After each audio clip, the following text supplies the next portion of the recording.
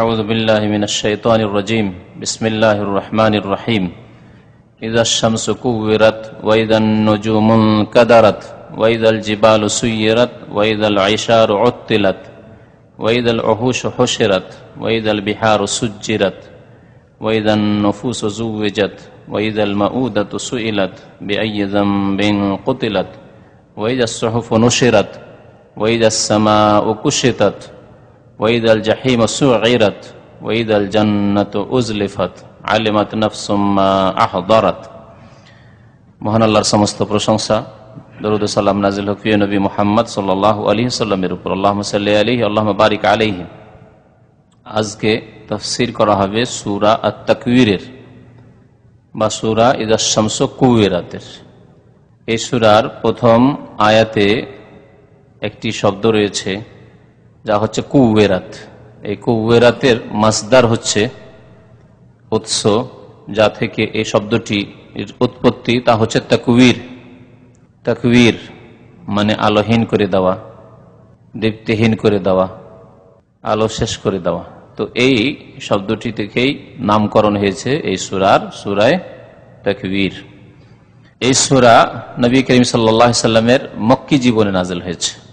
মক্কি জীবনের শাব্দিক বাহ্যিক লক্ষণ একটি বলেছিলাম যে আয়াতগুলি ছোট ছোট, আর অর্থের দিক দিয়ে লক্ষণ বলেছিলাম মক্কি সূরার যে মক্কি সূরায় আকীদা, আল্লাহর প্রতি ঈমান, আখিরাত, পরকাল, জান্নাত, জাহান্নাম, কিয়ামতের অবস্থা এসব বর্ণনা করা হয়েছে। তো এই সূরায় কিয়ামতের বিভিন্ন অবস্থার কথা আল্লাহ পাক উল্লেখ করেছেন। এই সূরা সম্পর্কে নবী করিম সাল্লাল্লাহু আলাইহি ওয়াসাল্লাম একটি হাদিসে বলেছেন, যদি কোনো ব্যক্তি কিয়ামতকে স্বচক্ষে দেখতে চায়, স্বচক্ষে কিয়ামতকে দেখার মতো দেখতে চায়, কিয়ামত তো দেখা যাবে না চোখে, কিন্তু স্বচক্ষে দেখার মতো যেন, তাহলে সে যেন সূরা ইযাশ শামসু কুওয়িরাত পড়ে, অর্থাৎ তাফসীর সহ পড়ে।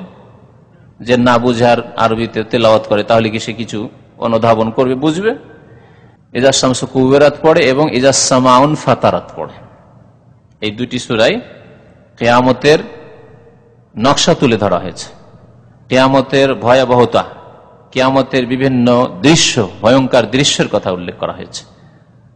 যেদিন সারা পৃথিবীর সবকিছুই ধ্বংস হয়ে যাবে, বিশাল আকাশ ধ্বংস হয়ে যাবে, এত বড় বড় পর্বতমালা সব ধ্বংস হয়ে যাবে, জমিন ধ্বংস হয়ে যাবে, সূর্য ধ্বংস হয়ে যাবে, চন্দ্র তারকারাজি সব খসে পড়বে, সব ধ্বংস হয়ে যাবে। এই বিশাল সমুদ্র, মহাসমুদ্র, নদী নালা কিছুই থাকবে না। আল্লাহ পাক রব্বুল আলামিন এসব দৃশ্য তুলে ধরেছেন সূরা ইনফিতারে, ইযাস সামাউন ফাতারাতে এবং ইযাস শামসু কুওয়িরাতে। ইযাস সামাউন ফাতারাত সূরা ইনফিতারে তাফসীর গত সপ্তাহে হয়েছে। তো এই সূরায় আল্লাহ পাক 12টি কিয়ামতের বিভিন্ন দৃশ্যের কথা উল্লেখ করেছেন। প্রথম 12টি দৃশ্য দেখবেন একের পর এক।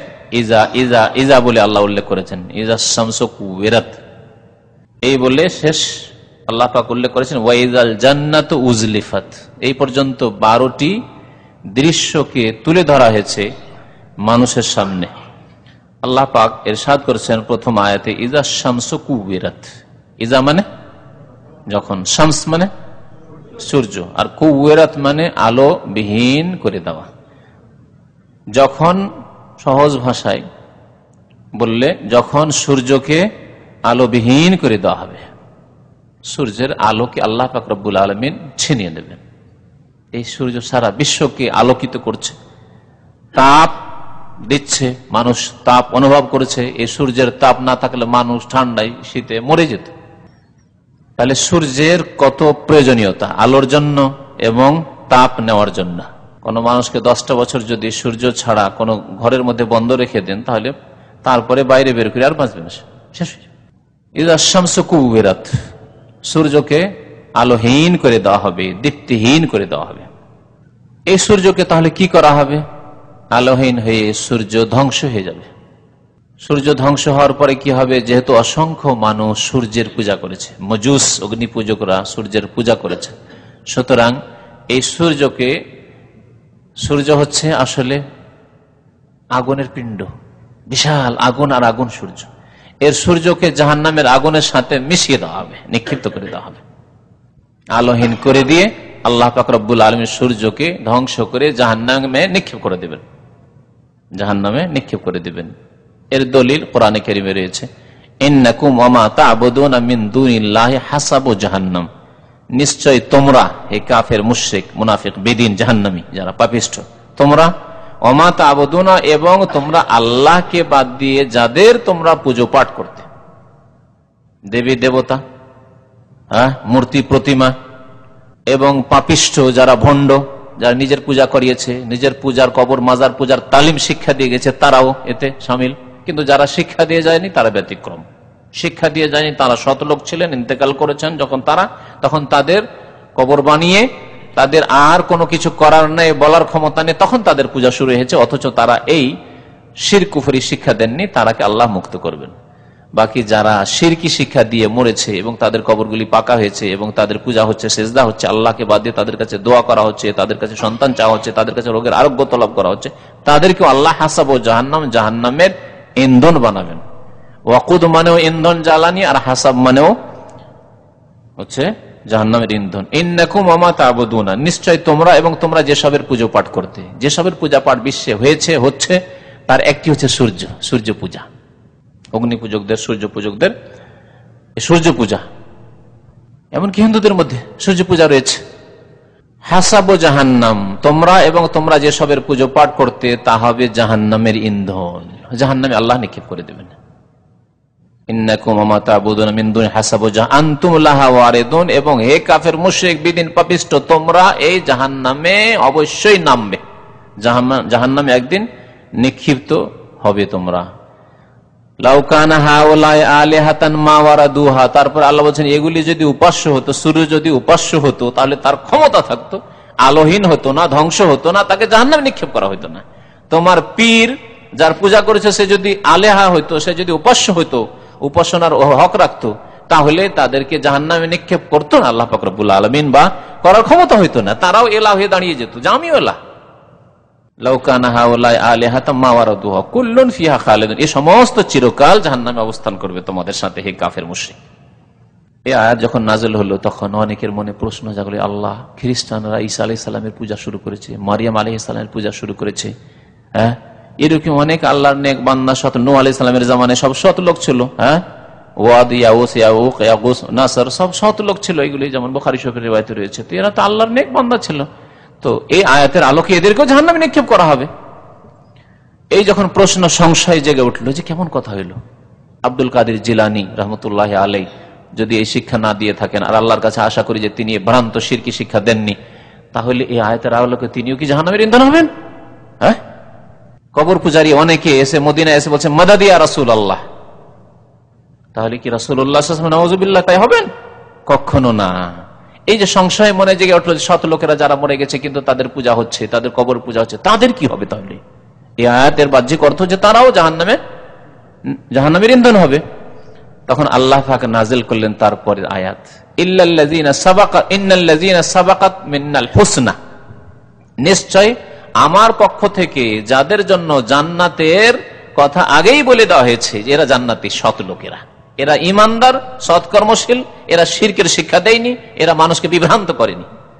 সাবাকাত লাহুম মিন্নাল হুসনা উলাইকা আনহা মুবাদুন, এদেরকে জাহান্নাম থেকে দূরে রাখা হবে, এদেরকে জাহান্নাম থেকে দূরে রাখা, যদিও তাদের পূজা হয়েছে। তাহলে কেউ যদি মুহাম্মদ রাসূলুল্লাহর কবরকে সেজদা করে দেয়, কেউ যদি গারে হেরা পাহাড়ের গুহায়, আরসুর পাহাড়ের গুহায় গিয়ে সেজদা করে, মওলুদুর রাসূলে গিয়ে আল্লাহ নবীর জন্মের জায়গায় সেজদা করে, কেউ যদি আব্দুল কাদের জিলানীর কবরে সেজদা করে, কেউ যদি খাজা মঈনুদ্দিন চিশতির সেজদা করে, ঈসা আলাইহিস সালামের পূজা খ্রিস্টানরা করেছে, মারিয়ামের পূজা খ্রিস্টানরা করেছে, অথচ ঈসা আলাইহিস সালাম মারিয়াম সম্পর্কে অকাট্য প্রমাণ আমাদের কাছে রয়েছে যে তারা আল্লাহর নেক বান্দা। ঈসা আলাইহিস সালাম নবী, মারিয়াম আলাইহিস সালাম আল্লাহর নবীর মা, এবং তিনি মুমিনা। সুতরাং আল্লাহ পাক তাদেরকে উলাইকা আনহা মুবাদুন, দূরে রাখবেন। তো যাই, আসল বিষয় দিয়ে ফিরে আসি, সেটা হচ্ছে যে সূর্যকে আলো বিহীন করে দেওয়া হবে, নিষ্প্রভ, চন্দ্রকেও। ওয়াইদান নুজুমুন কাদারাত, অন্য জায়গায় চাঁদের কথা রয়েছে, ওয়াইদান নুজুমুন কাদারাত, এবং যখন নক্ষত্র রাজিকে বা তারকা সমূহকে, নজমের জামা বহু বচন হচ্ছে নুজুম, কাওকাবের জামা হচ্ছে কাওয়াকিব, ওয়াইদাল কাওয়াকিবুন তাসারাত পড়েছেন সূরা ইনফিতারে, তাই না?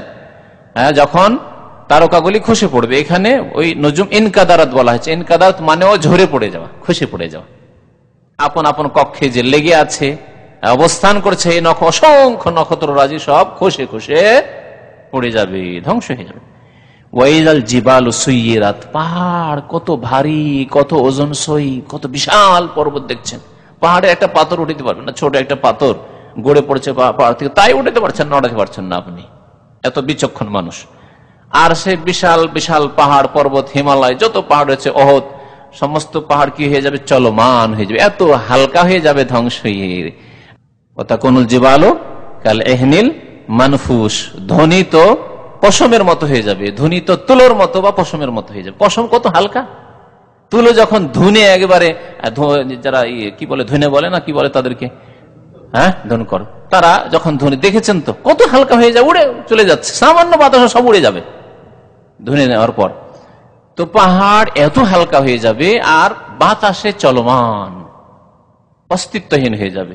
অসুইয়িরাতিল জিবালু ফাকানাত সারাবা, সূরা নাবাতে আসছে। অসুইয়িরাতিল জিবালু, পাহাড়কে এত চলমান করে দেওয়া হবে বাতাসে যে ফাকানাত সারাবা, সেগুলি মরিচিকার মতো হয়ে যাবে, অস্তিত্বহীন। মরিচিকার কোন অস্তিত্ব নেই, দূর থেকে দেখে মনে হচ্ছে পানি, হ্যাঁ চকচক চকচক চক করেছে, আর পানি মনে হচ্ছে। রোডে যখন দুপুরে দেখবেন, রোডও মনে হচ্ছে পানি, ভিজা কেন রোড, হ্যাঁ। তারপরে বালিতে, আমরা তো নদীর দেশের মানুষ, বালির চরে দেখলে পানি আর পানি মনে হয়, পানি আর পানি মনে হবে। কিন্তু যতই কাছে যাচ্ছেন শুধু বালি আর বালি, বালি আর বালি, পানি পাচ্ছেন না। মরিচিকা কে বলে, দূর থেকে পানি মনে হয় কিন্তু আসলে পানি নয়। তো পাহাড়গুলো ওই রকম মরিচিকার মতো অস্তিত্বহীন হয়ে যাবে। সুইয়িরাতিল জিবালু ফাকানাত সারাবা, সারাব মানে হচ্ছে মরিচিকা। ওয়াইজাল ইশার উত্তিলাত, এবং 10 মাসের গর্ভবতী স্ত্রী যখন উপেক্ষিত হবে, ছেড়ে দেওয়া হবে, রাখাল নেই, মালিক নেই, খোঁজ খবর নেওয়ার নেই। আল্লাহ পাক এই কথা কেন বললেন? এই জন্যই যে আরবদের মধ্যে সবচাইতে মূল্যবান সম্পদ তখন ছিল উট, স্ত্রী, হ্যাঁ। আর স্ত্রীর মধ্যে, উটনির মধ্যে গর্ভবতী উটনি বেশি দামি, কারণ কিছুদিন পরে বাচ্চা হবে। তারপরে যদি 10 মাসের গর্ভবতী স্ত্রী হয়, তাহলে এই 2-4 দিনের মধ্যে এই বাচ্চা দিবে। আর বাচ্চা দিলে তার অনেক মূল্য, বাচ্চার মূল্য, তার মূল্য, দুধ দিবে। একটা পরিবার, কয়েকটা পরিবার হয়তো লালিত পালিত হবে, তাদের খরচ খরচা বেরিয়ে আসবে, এত আশা আকাঙ্ক্ষা। সেই সময় কি 10 মাসের গর্ভবতী স্ত্রীকে কেউ উপেক্ষা করে, ছেড়ে দেয়? ছেড়ে দিবে?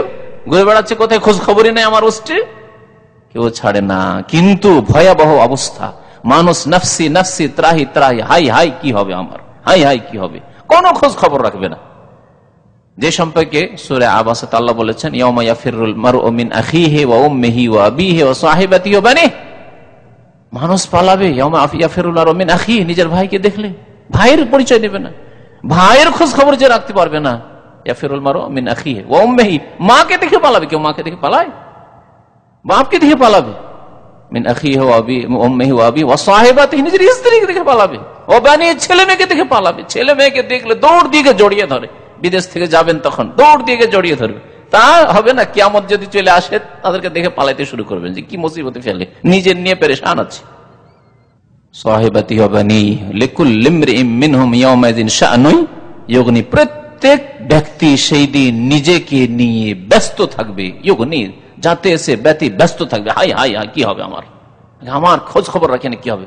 সৎকর্মশীল নেক মানুষ, নামাজি মানুষ, দিনদার মানুষ, তাও নিজেকে নিয়ে পেরেশান থাকবে। প্রত্যেক মানুষের কথা এখানে বলা হয়েছে।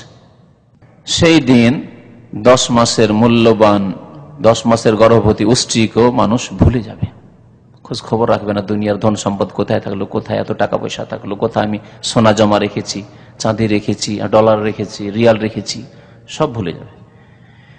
ওয়াইদাল উহুশ হুশিরাত, এবং বন্য পশুকে যখন একত্রিত করা হবে, আল্লাহ পাক রব্বুল আলামিন কিয়ামত যখন হবে তখন বন্য পশুকে একত্রিত করবেন।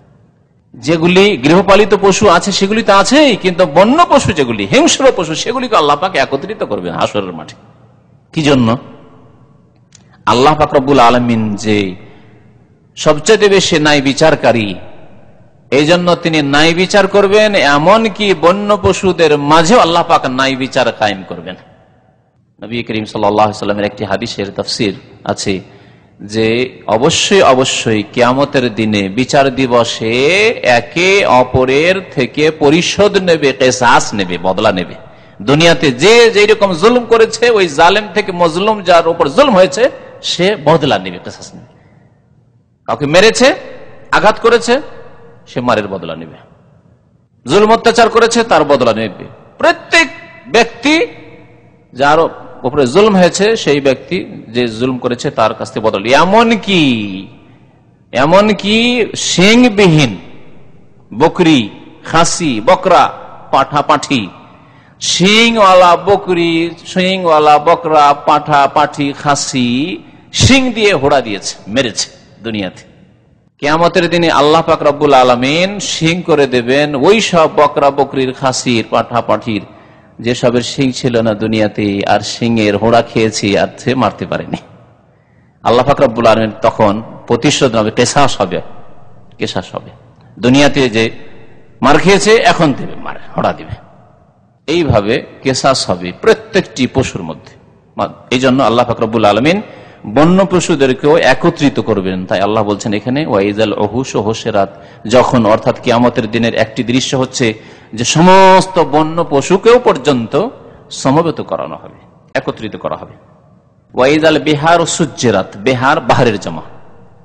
এর আগে সূরা ইনফিতারে পড়েছেন ওয়াইজাল বিহার ফুজ্জেরাত, উত্তাল করে তোলা হবে, ভরে উঠবে, উথাল পাথাল অবস্থা, সারা পৃথিবী পানি পানি হয়ে যাবে।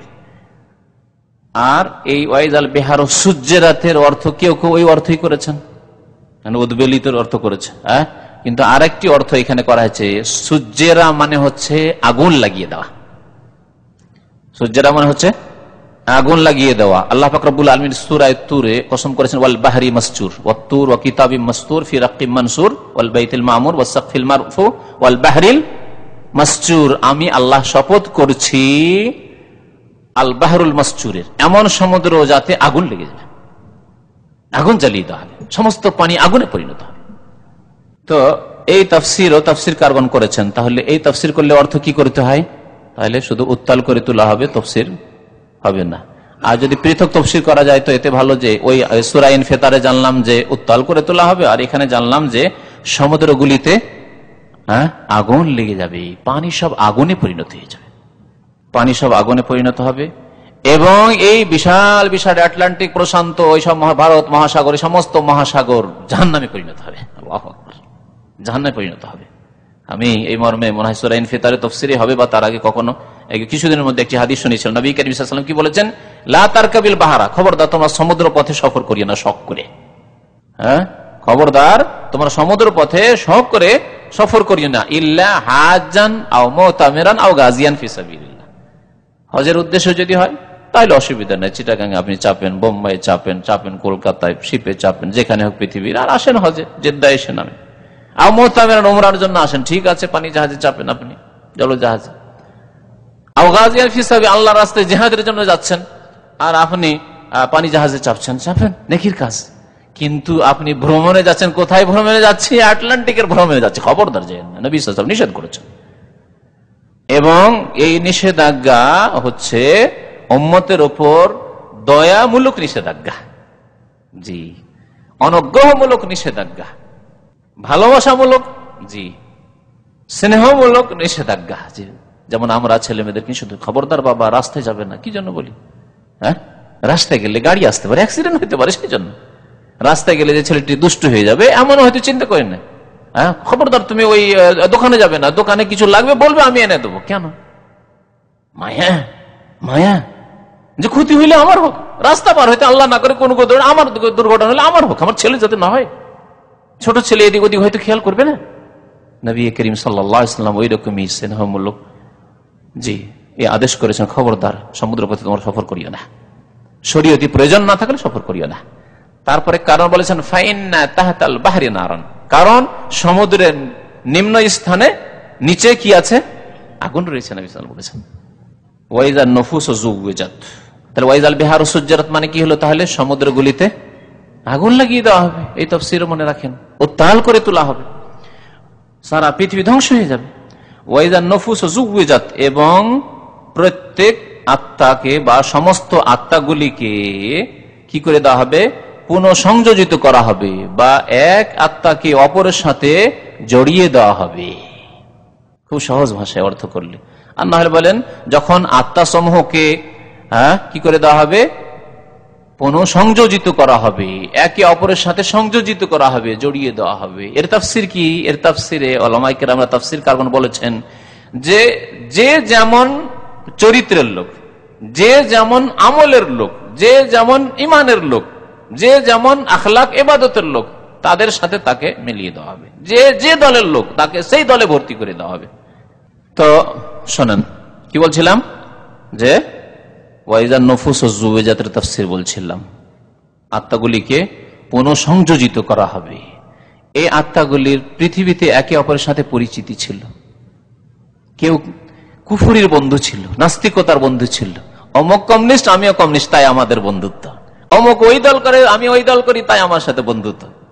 এই যোগাযোগ পৃথিবীতে ছিল। অমুক ইমানদার মুমিন, ইলম ভালোবাসে, আমল ভালোবাসে, দিন ভালোবাসে, নামাজ ভালোবাসে, আল্লাহকে ভালোবাসে, রাসূলকে ভালোবাসে, কোরআনকে ভালোবাসে, আমি ভালোবাসি। দুনিয়ায় একে অপরের সাথে ভালোবাসা ছিল, ইমানি ভালোবাসা ছিল, আমলের ভালোবাসা ছিল, ধর্মীয় ভালোবাসা ছিল, দ্বীনি ভালোবাসা, ভ্রাতৃত্ব ছিল। তাই আল্লাহ পাক রব্বুল আলামিন পুনঃসংযোজিত করবেন, অর্থাৎ যে যেমন তাকে তার সঙ্গী বানিয়ে দেবেন কাল কিয়ামতে। আল্লাহ পাক রব্বুল আলামিন সূরা ওয়াকিয়াতে বলেছেন, ওয়া কুনতুম আজওয়াজান সালাসা, তোমাদেরকে তিন ভাগে বিভক্ত করা হবে। আজওয়াজান এখানে জুওয়াজাত জোড়া জোড়া করে দাও, আর ওখানে তিন জোড়া করা হবে, তিন শ্রেণীতে বিভক্ত করা হবে মানব জাতিকে। তাহলে আল্লাহু আকবার, আল্লাহ পাক রব্বুল আলামিন সমস্ত মানুষকে তিন শ্রেণীতে বিভক্ত করবেন। আল্লাহ কি বলছেন তারপরে, ওয়া কুনতুম আজওয়াজান সালাসা আসহাবুল মাইমানা, একদল হবে ডানপন্থী, অর্থাৎ ডান হাতে আমলনামা যারা প্রাপ্ত হবে, ডান হাতে আমলনামা আসবে। ডান হাতে আমলনামা আসবে তারা কি? মুমিন জান্নাতি। আসহাবুল মাইমানা।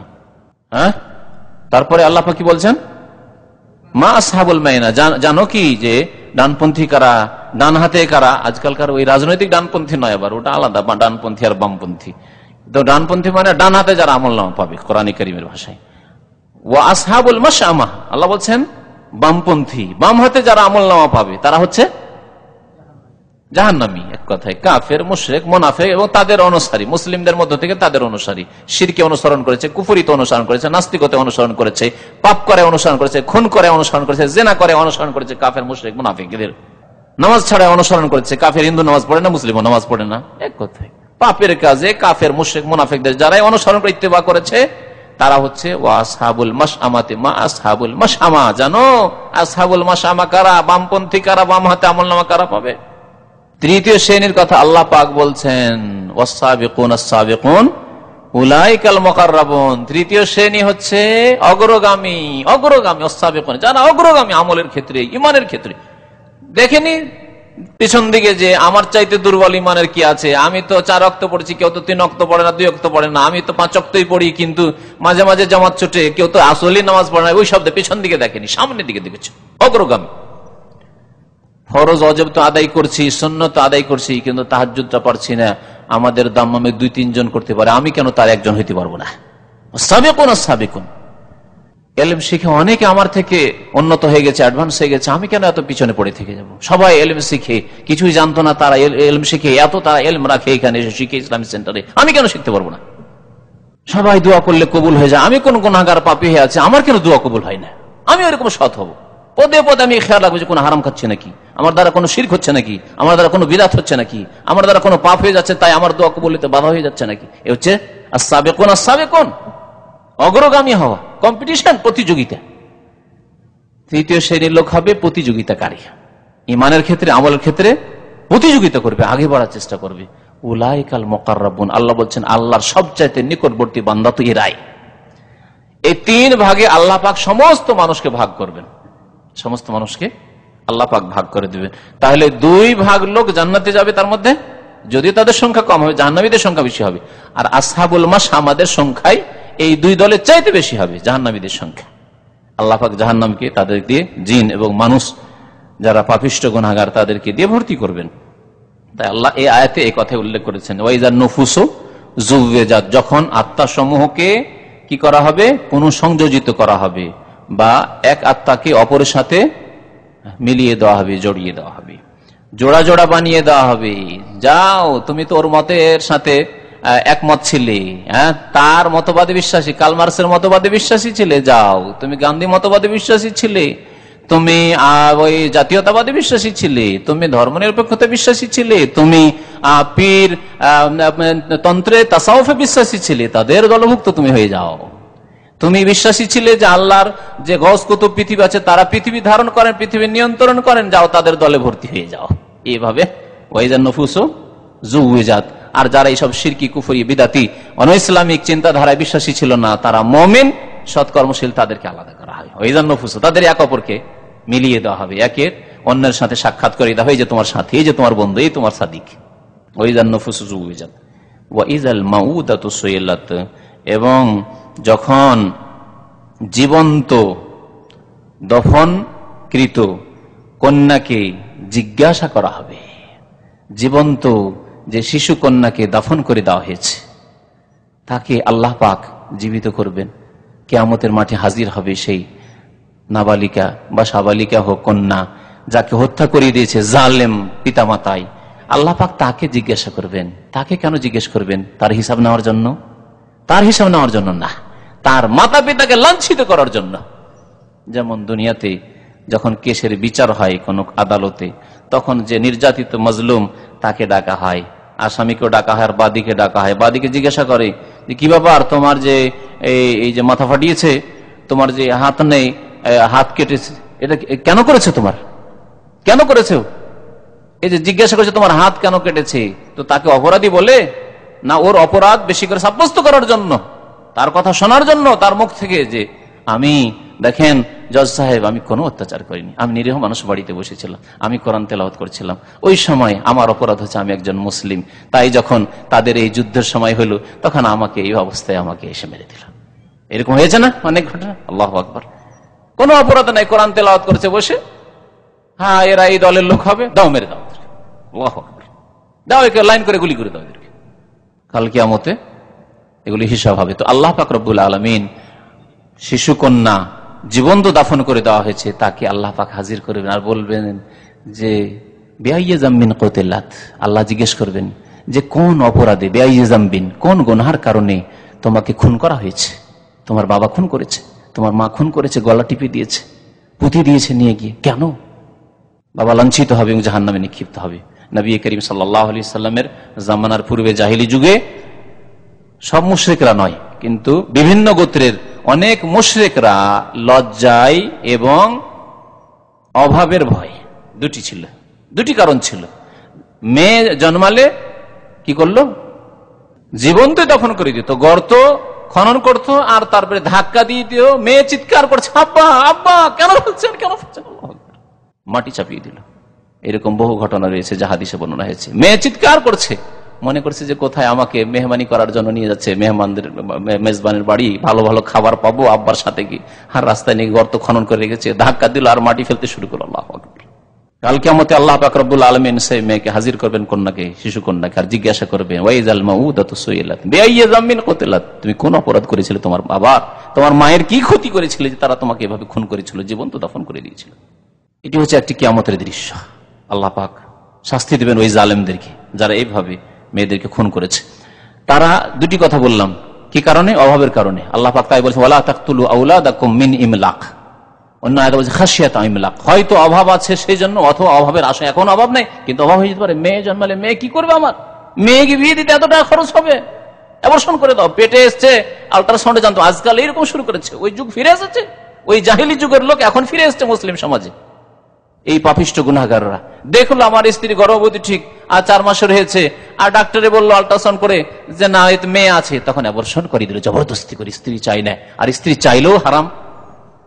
স্ত্রী যদি চায় তাহলে দুইজনেই গুনাহগার এবং দুইজনেই খুনি হবে, এবং আল্লাহর আসামির কাঠগড়ায় সেই দিন কিয়ামতের মাঠে হাজির হবে দুইজনে। আর যদি স্ত্রী নারাজ থাকে তাহলে সে তো অবশ্যই সে হয়তো আল্লাহর কাছে বেঁচে যাবে, কিন্তু তাকে অভিযোগ করতে হবে, লুকিয়ে রেখে দেবে এই দোষ অন্যায়কে, লুকিয়ে রেখে আমার স্বামী করলো, কি করব আমি, না কখনো না। এইরকম স্বামী থেকে বিচ্ছিন্ন হয়ে যাবে এবং সরকারের কাছে গিয়ে এই কেস পেশ করবে, আর পেশ করবে যে আমার স্বামী এই জুলম অত্যাচার আমার উপর আর গজব খুব কাছে। এইরকম যেসব মুসলিমরা খেতে দিতে পারবো না, এই জন্য তাদের খরচ খরচা বহন করতে পারবো না, এই মেয়ে নিয়ে কি হবে, আল্লাহ পাক রব্বুল আলমিনের গজব তাদের জন্য প্রতীক্ষায় রয়েছে। আর একটি কারণ ছিল লজ্জা। কি বলবে লোকে, অমুকের বাড়ি মেয়ে হয়েছে, লজ্জার ব্যাপার। জাহেল মূর্খ লোকেরা লজ্জা মনে করতে যে মেয়ে হয়েছে, মেয়ে বড় হবে তখন বিবাহ দিতে হবে, আবার বলবে শ্বশুর, কাউকে আবার জামাই বানাইতে হবে, মেয়েটা উঠিয়ে দিতে হবে, নিজে মানুষ করলাম আর অন্যকে দিতে হবে, লজ্জার ব্যাপার। এই জন্য মেরেই ফেলে দাও, জীবন্ত দাফন করে দাও। আল্লাহ পাক রব্বুল আলামিন বলছেন ওই কাফেরদের কথা, ওয়াইদা বুশশিরা আহাদুহুম বিল উনসা, কোন মানুষ বিদেশে আছে আর তার স্ত্রী পেটে বাচ্চা ছিল, মেয়ে হয়েছে, তখন সুসংবাদ কেউ শোনাইল গিয়ে সফরে, এবার আস্তে আস্তে গ্রামের মাথায় দেখা, জানেন আপনার মেয়ে হয়েছে ঘরে, শোনালে জাল্লা ওয়াজহুহু মুসওয়াদ্দা, তাদের মুখমণ্ডল কালো হয়ে যেত, লজ্জায় তাদের মুখ কালো হয়ে যেত। ওয়া হুয়া কাযীব, এবং কোথায় যে মুখ লুকাবে তার জায়গা খুঁজে পেত না, কোথায় যে আত্মগোপন করবো, মুখ দেখাবো না কাউকে। কি লজ্জার ব্যাপার, বাড়িতে মেয়ে জন্ম হয়েছে, শিশুকন্যার জন্ম হয়েছে, বরদাস্তি করা যায় না, এই লজ্জার ব্যাপার, মান মর্যাদার ব্যাপার। ইয়াতাওয়ারা মিনাল কওম, বাড়ি এসে এমন লুকাইতো যে গ্রামের লোকের সাথে, এলাকার লোকের সাথে, বংশের লোকের সাথে কারোর সাথে দেখা সাক্ষাৎ করতো না। ইয়াতাওয়ারা মিনাল কওম মিন সুই মা বুশশিরা বিহি, এই যে খুব খারাপ সুসংবাদ দেওয়া হয়েছে, দুঃসংবাদ দেওয়া হয়েছে, আউযুবিল্লাহ। আইয়ুমসিকু আলাহুন, তখন চিন্তা করতে লাগতো যে এই লাঞ্ছনা অপদস্থ অবস্থায়, লজ্জাকর অবস্থায় এই মেয়েকে টিকিয়ে রাখবো, বাঁচিয়ে রাখবো, আম ইয়াদুসসুহু ফিত তুরাব, না মাটিতে একে জীবন্ত পুঁতে দেব। আল্লাহু আকবার।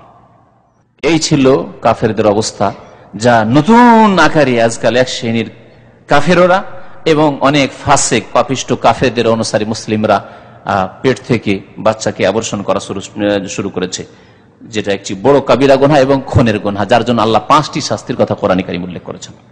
ওয়াইদা সুহুফ নুশিরাত, এবং যখন আমলনামা গুলিকে, কর্মলিপি যাতে আমলনামা লেখা আছে, উন্মোচিত করা হবে বা খুলে দেওয়া হবে, উন্মুক্ত করা, খুলে দেওয়া হবে, সামনে খোলা হয়ে গেছে, দেখতে পাচ্ছেন, হ্যাঁ, তারিখ আছে, সময় লেখা আছে। আজকাল যদি সুপার মার্কেটে যান, যেখানে টাইম টেবিল পুরো চলে আসছে, কি সামান কিনেছেন, কত মূল্য, কোন সময়, কত মিনিট, কত সেকেন্ড, সব চলে আসছে দুনিয়াতে। আল্লাহ পাক রব্বুল আলামিনের আমলনামা এর সাথে অনেক বেশি খোঁজ খবর থাকবে, সবকিছু আপনি সামনে। ওয়াজাদু মা আমিলু হাদিরা, আল্লাহ সূরা কাহফ বলছেন মানুষ যা কিছু আমল করেছে তা উপস্থিত সামনে দেখতে পাবে। ওয়ালা ইয়াজলিমু রাব্বুকা আহাদা, তোমার রব কোন ব্যক্তির উপর সামান্যতম জুলম করবেন না। ওয়াইদাস সামাউ কুশিতাত, এবং সেই দিন যখন কি করা হবে, আকাশকে কুশিতাত, আবরণ বিহীন করে দেওয়া হবে, বা আকাশের আবরণ অপসারিত করা হবে, আকাশের আবরণ সরিয়ে দেওয়া হবে। কুশিতা মানে হয়, যেমন ছাগল আছে, ছাগলের চামড়া যদি খালিয়ে নেওয়া হয় একে বলে কুশিতা। তো আসমানের কুশিতা করা হবে, মানে আসমানের তাহলে এইরকম চামড়ার মতো কিছু রয়েছে যা সরিয়ে দেওয়া হবে। তাই অনুবাদকারীরা অর্থ করেছেন আবরণকে কি করা হবে, অপসারিত করা হবে বা আবরণ বিহীন করে দেওয়া হবে। এর তাফসীর হচ্ছে আল্লাহ পাক রব্বুল আলামিন আসমানকে ধ্বংস করে দেবেন, আসমান থাকবে না পৃথিবীর এই জমিনের উপর। আল্লাহ পাক যে নতুন জমিন সৃষ্টি করবে, ইয়াউমা তুবাদদালুল আরদু গায়রাল আরদ, এই পৃথিবী ধ্বংস হয়ে গিয়ে আল্লাহ পাক নতুন জমিন তৈরি করবেন, যেখানে কোনো উঁচা নিচা থাকবে না, পাহাড় পর্বত থাকবে না, নদী নালা থাকবে না, খালবিল থাকবে না, কিছুই থাকবে না। আর সেখানে হাসর মাঠ, বিচার দিবস হবে এবং সবাই সমানভাবে একে অপরকে দেখবে। কোটি কোটি কোটি কত মানুষ, আদম আলাইহিস সালাম থেকে শুরু করে আজ পর্যন্ত, কিয়ামত পর্যন্ত আরো কত মানুষ আসবে, সব এক অপরকে দেখতে পাবে। কার কি হচ্ছে সব চোখের সামনে দেখতে পাবে, আমার কি হচ্ছে, অপরের কি হচ্ছে, একে অপরকে দেখবে। লাঞ্ছিত হবে লাঞ্ছিত যারা হওয়ার, আর যারা সম্মানিত হওয়ার নেক মানুষ তারা সম্মানিত হবে। দেখো অমুক ব্যক্তি আমার গ্রামেরই মানুষের কত সম্মানিত হইল, আর আমরা কি লাঞ্ছিত অপদস্থ, হাই রে হাই। তখন এই যে হাসরের মাঠের জমিন, তার উপরে আসমান থাকবে না, তার উপরে আল্লাহ পাক রব্বুল আলামিনের আরশ থাকবে, শুধু আরশ থাকবে। যে আরশের কথা আল্লাহ পাক বলেছেন সূরা হাক্কাতে, ওয়া ইয়াহমিলু আরশা রাব্বিকা ইয়াউমাইযিন সামানিয়া, ইয়াউমাইযিন সেই দিন, অর্থাৎ কিয়ামতের দিনে আল্লাহ পাক রব্বুল আলামিনের আরশ, তোমার রবের আরশকে উঠিয়ে রাখবেন ইয়াউমাইযিন সামানিয়া, 8 জন ফেরেশতা, 8 জন মালায়েকা। তখন মানুষের উপরে শুধু কি থাকবে, আরশ থাকবে। এই জন্য নবী করিম সাল্লাল্লাহু আলাইহি ওয়াসাল্লামের হাদিস আছে আল্লাহ পাক আরশের ছায়া দিবেন, একটি হাদিস আছে ইয়াউমা লা যিল্লা ইল্লা যিল্লুহু, আল্লাহর এই ছায়া ছাড়া আর কোনো ছায়া থাকবে না। কারণ নেই কোনো গাছপালা, নেই কোনো ছায়ার বস্তু, ঘর বাড়ি বিল্ডিং নেই, আকাশ উপরে, আল্লাহ পাক রব্বুল আলামিনের শুধু আরশ রয়েছে। তো ওয়াইদাস সামা কুশিতাত, কিয়ামতের একটি দৃশ্য হচ্ছে যে আসমানকে আবরণবিহীন করে দেওয়া হবে, বা আসমানের আবরণ সরিয়ে দেওয়া। এই যে আসমানের আবরণ দেখছেন মাথার উপর, এই আবরণ সরিয়ে দেওয়া হবে, আল্লাহর আরশ উপরে থাকবে। ওয়াইদাল জাহিম সুইরাত, এবং যখন জাহান্নামকে উদ্দীপিত করা হবে, প্রজ্বলিত করা হবে। সুইরাত মানে জ্বালানো, প্রজ্বলিত করা হবে। জাহান্নামকে জ্বালানো হবে কাদের জন্য? জাহান্নামীদের জন্য, কাফের মুশরিক মুনাফিক তাদের অনুসারী পাপিষ্ট মুসলিমদের জন্য। ওয়াইজাল, সাথে সাথে ওয়াইজাল জান্নাতু উজলিফাত, এবং যখন জান্নাতকে নেক লোকদের মুমিন বান্দাদের নিকটবর্তী করা হবে। দূরে নয় যে হাঁটতে হাঁটতে অবস্থা খারাপ হয়ে যাবে, জান্নাতের দরজা পৌঁছিতে পৌঁছিতে পেরেশানির শেষ থাকবে না। না, উজলিফাত এই কুরবাত, নিকটবর্তী করে দেওয়া হবে। আল্লাহু আকবার। ওয়াইজাল জান্নাত উজলিফাত, জান্নাতকে অত্যন্ত নিকটবর্তী করে দেওয়া হবে। আল্লাহ পাক কয়টি কথা বললেন দেখেছেন? ইযা শামসু কুওয়িরাত, ওয়াইজান নুজুমুন কাদারাত, ওয়াইজাল জিবালু সুয়্যিরাত, ওয়াইজাল ইশারু উত্তিলাত, ওয়াইজাল উহুশু হুশিরাত, ওয়াইজাল বিহারু সুজ্জিরাত, ওয়াইজান নুফুসু যুওয়াজাত, ওয়াইজাল মাউদাতু সুইলাত। তারপরে ওয়াইজাস সুহুফু বিআইয়িম মিন কুতিলাত, ওয়াইজাস সুহুফু নুশিরাত, ওয়াইজাস সামাউ কুশিতাত, ওয়াইজাল জাহিমু সুইরাত, ওয়াইজাল জান্নাতু উজলিফাত। 12টি দৃশ্য তুলে ধরেছেন কিয়ামতের, পৃথিবী ধ্বংস হয়ে যাওয়ার আল্লাহ পাক রব্বুল আলামিন এই সূরায়। তাই তো নবী সাল্লাল্লাহু আলাইহি ওয়াসাল্লাম বলেছেন, কেউ যদি সচক্ষে কিয়ামত দেখার মতো দেখতে চায় তাহলে যেন সূরা তাকবীর ইযা শামসু কুওয়িরাত পড়ে বেশি বেশি, তার তাফসীর পড়ে, আর ইযা সামাউন ফাতারাতের তাফসীর পড়ে। আচ্ছা, এতক্ষণ তো শুধু বলা হলো যখন এই হবে, যখন এই হবে, যখন এই হবে, শুধু কিয়ামতের অবস্থায় বর্ণনা করা হলো। তখন কি হবে এ কথা বয়ান করা হয়নি। অর্থাৎ শর্ত বলা হয়েছে আরবি গ্রামারে, জাযা বলা হয়নি, জবাব বলা হয়নি। যেমন আপনি বলছেন যখন এরকম হবে, যখন এরকম হবে, যখন এরকম হবে, তখন প্রশ্নকারী তো কি হবে বলো, কি হবে? যখন আমার এত টাকা হয়ে যাবে, যখন আমার এত টাকা হয়ে যাবে, যখন আমার এতদিন হয়ে যাবে, তখন প্রশ্ন, তখন কি করবেন আপনি বলেন না, ঠিক না? এটার নাম হচ্ছে জবাব, আরবিতে হচ্ছে এটার নাম হচ্ছে জবাব বা জাযা। আর প্রথমটি হচ্ছে শর্ত, যখন যখন, এগুলো হচ্ছে শর্ত। তো ইযা হরফে শর্ত, ইযা ইযা দিয়ে আল্লাহ বয়ান করেছেন। জবাব বলছেন এক কথায়, আলিমাত নাফসুম মা আহদারাত, প্রত্যেক ব্যক্তি তখন অবগত হবে, জানতে পারবে যে সে কি নিয়ে উপস্থিত হয়েছে, কি হাজির করেছেন। আল্লাহু আকবার। আপনি কি হাজির করেছেন? নামাজ হাজির করেছেন, তাওহীদ হাজির করেছেন, না শিরক কবর মাজার পূজা নিয়ে হাজির হয়েছেন, ব্যক্তি পূজা নিয়ে হাজির হয়েছেন, অন্ধত্ব অন্ধ অনুকরণ নিয়ে হাজির হয়েছেন, সুন্নাহ নিয়ে হাজির হয়েছেন, না বিদআত নিয়ে হাজির হয়েছেন, সিয়াম রমজান মাসের রোজা নিয়ে হাজির হয়েছেন, না পাপ নিয়ে হাজির হয়েছেন, নেকি নিয়ে হাজির হয়েছেন, না বদি নিয়ে হাজির হয়েছেন, গুনাহ নিয়ে হাজির হয়েছেন। আলিমাত নাফসুম মা আহদারাত, প্রত্যেক মানুষ, প্রত্যেক ব্যক্তি, প্রত্যেক জিন জানতে পারবে, কারণ মানুষ এবং জিনের উপরে আল্লাহ শরীয়তের দায়িত্ব দিয়েছেন। সুতরাং মানুষ এবং জিন জানতে পারবে যে মা আহদারাত, কি সে হাজির করতে পেরেছে, কি উপস্থিত করতে পেরেছে। ইন খায়রান ফাখায়র, যদি ভালো হাজির করতে পারে তো ভালো কথা, আর যদি খারাপ হাজির করে, পাপ নিয়ে হাজির হয়, তাহলে পাপের যে পরিণাম জাহান্নাম রয়েছে তাই পাবে। ফালা উকসিমু বিল খুন্নাস, তারপরে আল্লাহ পাক কয়েকটি শপথ করেছেন। আমি আল্লাহ শপথ করছি বিল খুন্নাস, এমন তারকার যা লুক্কায়িত হয়। খুন্নাস ওই খান্নাস থেকে, মিন শাররিল ওয়াসওয়াসিল খান্নাস। আল খান্নাসের অর্থ এমন শয়তান যে কুমন্ত্রণা দানকারী আর আত্মগোপনকারী বলা হয়েছে, তাই না? তো এখানে খুন্নাস মানে এমন তারকা যা লুকায়িত হয়। তারকা দেখছেন দেখছেন, তারপর দেখতে পান না, ডুবে গেল। অথবা প্রথম দিকে নেই নেই নেই, তারপর হঠাৎ করে দেখছেন। তারকারাজির অবস্থা এরকম না? তাই আল্লাহ পাক এই তারকাগুলিকে বলছেন খুন্নাস। ফালাও, আমি কসম করি, শপথ করি ওই সব তারকারাজির যা লুকায়িত থাকে, আল জাওয়ারে, এবং চলমান থাকে। আল জাওয়ার মানে আল জাওয়ারি, চলমান, চলতে থাকে। দেখছেন তারকা, দেখছেন চলছে, মনে হচ্ছে চলতে চলতে আল কুন্নাস, তারপরে কি হয়ে যায়? অদৃশ্য হয়ে যায়। তারপরে দেখছেন দেখছেন, যাচ্ছে যাচ্ছে ওইদিকে, তারপর অদৃশ্যমান, দেখতে পাচ্ছেন না কিছুক্ষণ পরে, কয়েক ঘন্টা পরে। ওয়াল্লাইলি ইযা আসআসা, এবং আমি আল্লাহ রাতের শপথ করি। ওয়াও কসমের জন্য, ওয়াল্লাইলি মানে রাতের কসম করি। ওখানে উজ্জ্ব রয়েছে একটি ফেল, তা হচ্ছে ওয়া উকসিমু বিল্লাইলি, আমি রাতের কসম করি। ইযা আসআসা, যখন রাত আগমন করে। কেউ কেউ এর অনুবাদ করেছেন আসআসা মানে দুটোই হয়। আরবিতে কিছু শব্দ আছে বিপরীত অর্থ বহন করে, আজদাদ বলা হয় ওগুলোকে। আশাও অর্থ হয় আর যাওয়াও অর্থ হয়। ওয়াল্লাইলে, রাতের শপথ করি। ইযা আসআসা, যখন তা কি করে, তা আগমন করে বা তার অবসান হয়। এখানে অবসান হওয়ার অর্থ করেছে, যেটা দ্বিতীয় অর্থ করেছে। কেউ কেউ বলেছে যখন রাত আগমন করে। আর এটি অর্থ ইমাম ইবনে কাসির রাহমাতুল্লাহ আলাইহি তাফসীর ইবনে কাসিরে প্রাধান্য দিয়েছেন। তারপরে শাইখ ইবনে উসাইমিন রাহমাতুল্লাহ আলাইহি জুজে আম্মার যে তাফসীর রয়েছে তার একটি খণ্ডে, তাতেও এটিকে প্রাধান্য দিয়েছেন, কারণ তারপরের কথার সাথে তার সম্পর্ক আছে। তারপরে অশুভে ভোরের কথা আসছে, তাহলে রাত আগমন করছে, তারপরেই তো ভোর আসবে। সেজন্য রাতের যদি আগমনের কথা বলা হয় তাহলে তরতিবটা ঠিক আছে, পর্যায়ক্রমটা ঠিক আছে। তাই অল্লাইলে রাতের শপথ করি যখন রাত আগমন করে বা রাতের অবসান ঘটে যাই করে। ওয়াসসুবহি ইযা তানাফাস, দুটি তাফসীর নেওয়া যেতে পারে, এটাও হইতে পারে ওইটাও হইতে পারে। তাবেঈনদের থেকে দুই রকমের তাফসীর বর্ণিত আছে। এবং আমি উসার শপথ করি, হ্যাঁ ভোরের শপথ করি, ইযা তানাফাস, যখন তা আবির্ভূত হয় বা তার আবির্ভাব হয়। শপথ করে আল্লাহ কি বলছেন? শপথের জবাব হচ্ছে ইন্নাহু লাকাউলু রাসূলিন কারীম, এই নিঃসন্দেহে এই কোরআন হচ্ছে সম্মানিত বার্তা বহের বা বার্তা বাহকের আনিত বাণী। এখানে আনিত উজ্জ আছে, তার নিজের বাণী নয়। কোরআনে কারীম কার বাণী? আল্লাহর বাণী, যেহেতু কালামুল্লাহ, সেই জন্য কি বলতে হবে? সম্মানিত বার্তা বাহকের আনিত বাণী। জি, তিনি নিয়ে এসেছেন। কোন তাহলে দূত? কোন বার্তাবাহক? জিবরাইল আলাইহিস সালাতু সালাম। এখানে জিবরাইল আলাইহিস সালামের কথা বলা হয়েছে। আর একটি সূরায় যেখানে রয়েছে রাসূলুল্লাহ সাল্লাল্লাহু আলাইহি ওয়াসাল্লামের গুণ যেহেতু বর্ণনা করা হয়েছে, তারপরে বলা হয়েছে ওমা বিহি বিকাউলি শায়র, তিনি কবি ছিলেন না। সুতরাং সেখানে রাসূল মানে হচ্ছেন মানুষের মধ্যেকার রাসূল মুহাম্মদুর রাসূলুল্লাহ সাল্লাল্লাহু আলাইহি ওয়াসাল্লাম। আর এখানে হচ্ছে রাসূল মালাকি, ফেরেশতাদের মধ্যেকার রাসূল, দূত। জি কুওয়াতিন, এখানে দেখেন জি কুওয়াতিন বলা হয়েছে, মহাশক্তিধর, যিনি অত্যন্ত শক্তিমান। তিনি কে?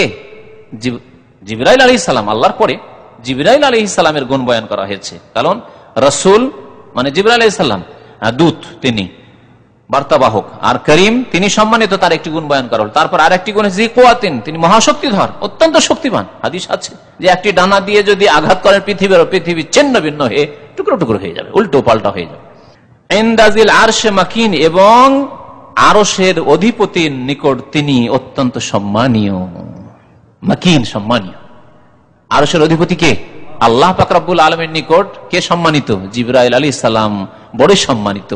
সমস্ত ফেরেশতাদের তিনি নেতা, রাইস, প্রধান চিফ তিনি। মুতাইন, এবং তিনি মুতাইন, তার আনুগত্য করা হয়। সমস্ত ফেরেশতা তার আনুগত্য করে। মুতা মানে যার আনুগত্য করা হয়, তার আনুগত্য করা হয়। আসমানে তার আনুগত্য করা হয়। যত ফেরেশতা রয়েছে, অসংখ্য ফেরেশতা রয়েছেন, সবাই জিবরাইল আলাইহিস সালামের যে হুকুম হয় আল্লাহর পক্ষ থেকে, জিবরাইল তুমি ফেরেশতাদেরকে এই হুকুম দাও, কারণ ওহী আল্লাহর আদেশ পৌঁছাতে হবে। ফেরেশতাদেরকে আদেশ পৌঁছান, ফেরেশতারা তখন অনুগত হয়ে যান জিবরাইল আলাইহিস সালাতু সালামের। তাহলে তার একটি গুণ হচ্ছে মুতা। মতি মানে হচ্ছে অনুগত, যে আনুগত্য করে, আর মোতা মানে যার আনুগত্য করা হয়। ফেরেশতাগণ হচ্ছেন মুতিঈন, আনুগত্যকারী, আর জিবরাইল আলাইহিস সালাম হচ্ছেন এমন ফেরেশতা যার আনুগত্য করা হয়। সাম্মা আমিন, এবং তিনি কি? আমিন, বিশ্বাস ভাজন। আমিন, বিশ্বস্ত, বিশ্বস্ত ফেরেশতা। আল্লাহ পাকের কত বিশ্বস্ত, বিশ্বাস ভাজন, যে আল্লাহ পাক রব্বুল ওয়াহির আমানতের দায়িত্ব দিয়েছেন পৌঁছানোর জন্য।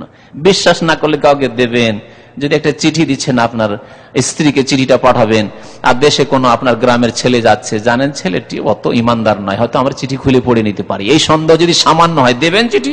কখনো চিঠি দেবেন না, বিশ্বাসী নয়, বিশ্বাসযোগ্য নয়। কিন্তু বিশ্বাস ভাজন যদি হয়, না আল্লাহকে ভয় করে এবং দিনদার লোক, আমানতদার এবং আমার হিতাকাঙ্ক্ষী, আশা করি ইনশাআল্লাহ আমার চিঠি খুলে পড়বে না। দেবেন না? দেবেন না। কোন মাল সামান পাঠাবেন, অনেকে আছে খেয়ানত করবে, কিছু খেয়ে নিল, অল্প কিছু দিয়ে দিল, এইরকম হলে আপনি কখনো মাল সামান তার হাতে দেশে দিয়ে পাঠাবেন না। বিশ্বাস ভাজন হলে আপনি দেবেন। তো আল্লাহ পাক রব্বুল আলামিন সবচাইতে মূল্যবান যে সম্পদ মানুষের, সেটি হচ্ছে আসমানি হিদায়াত, আর তা হচ্ছে ওহী। ওহী না আসলে মা তাদরি মাল কিতাব ওয়ালাল ঈমান, ঈমান কি তাও জানতেন না, কিতাব কি কোরআন কি তাও জানতেন না, হিদায়াত কি, ইসলাম কি, ঈমানের পিলার কি আর ইসলামের পিলার কি, কি ফরজ কি ওয়াজিব কি, সুন্নাত কি জায়েজ কি, হালাল হারাম, কিছুই জানতে পারতেন না। আল্লাহ পাক কোরআনে বলেছেন। সুবহানাল্লাহ। তাহলে ওহীর চাইতে মূল্যবান সম্পদ আর আমাদের জন্য কিছু নেই। আল্লাহ দুনিয়ার সবকিছুই যদি দিতেন, ধন দৌলত, কিন্তু ঈমান থেকে মাহরুম রাখতেন, ওহী থেকে মাহরুম, কোরআনের হিদায়াত থেকে মাহরুম রাখলে হতভাগা জাহান্নামী, জাহান্নামের ইন্ধন। এই মূল্যবান সম্পদের আমানত কাকে ন্যস্ত করা হয়েছে, দেওয়া হয়েছে?